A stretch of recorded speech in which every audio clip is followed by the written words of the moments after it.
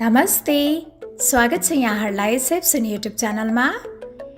आज म हजुरहरूलाई अलिकति फरक तरिकाले निकै नै स्वादिलो आलुको अचार बनाएर देखाउँछु।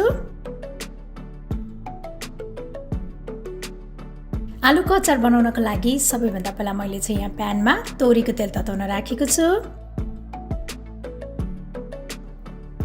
अब यसमा मेथी फुराउने। मेथी चाहिँ हल्का कालो भएपछि अब यसमा मैले सानो चम्चाले 1 चम्चा जति बेसार राखेँ। त्यसपछि अब यसमा लाम्चो पारेर काटेको अदुवा अनि हरियो खुर्सानी राख्ने। यसलाई चाहिँ हल्का भुट्नुपर्छ।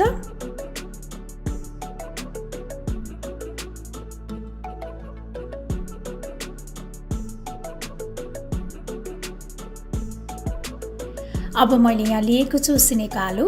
आलुलाई चाहिँ मैले ठिक्कको साइजमा काटेर लिएको छु। यसलाई पनि मजाले मिक्स गर्ने।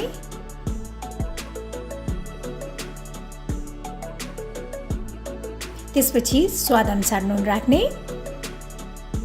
र यो आलुलाई चाहिँ 1-2 मिनेट जति यतिकै पकाउनु पर्छ।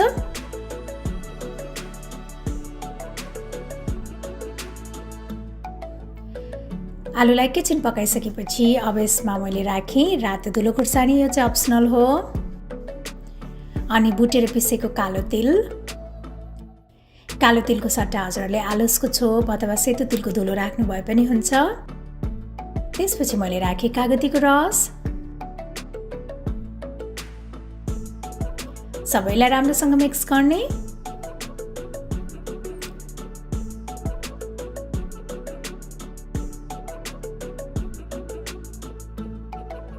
मैले यहाँ ग्यासको फ्लेम अफ गरिसकेको छु। त्यसपछि मैले यहाँ राखेँ हरियो धनिया। सबैलाई राम्रोसँग मिक्स गर्ने। अब हाम्रो यो आलुको अचार चाहिँ खानको लागि रेडी भइसकेको छ। यो झटपटमा बनाउन सकिने स्वादिलो आलुको अचारलाई हजुरहरूले चिउरा, रोटी, भात जेसँग खानु भए पनि एकदमै मिठो हुन्छ। यसलाई चाहिँ यत्तिकै स्न्याकको रूपमा पनि खान सकिन्छ। आशा छ हजुरहरूलाई यो आलुको अचार बनाउने रेसिपी पक्कै पनि मन पर्यो होला। र मेरो अरू यस्तै रेसिपीहरूको लागि प्लिज सेफ सुनी युट्युब च्यानललाई सब्स्क्राइब गरिदिनु होला। अनि साथै मेरो भिडियोलाई लाइक, शेयर र कमेन्ट गर्न पनि नभुल्नु होला है। Thank you for watching. Bye by.